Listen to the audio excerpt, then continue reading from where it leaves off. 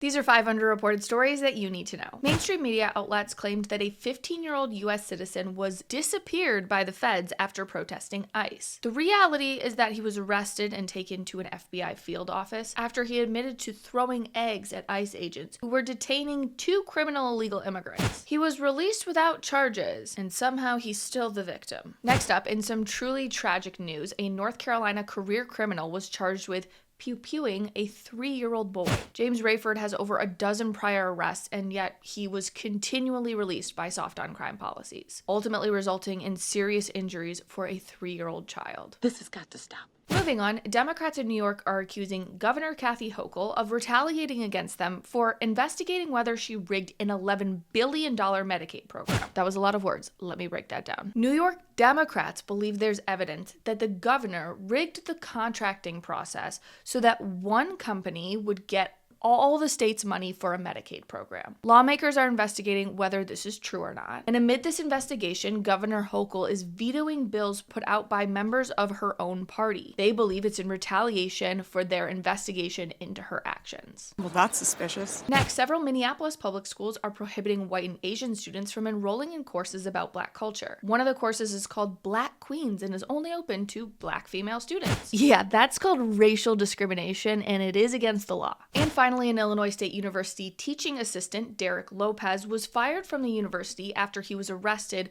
for flipping over a Turning Point USA table. Why is it always the teachers and the nurses who have the hardest times regulating their emotions over politics they disagree with?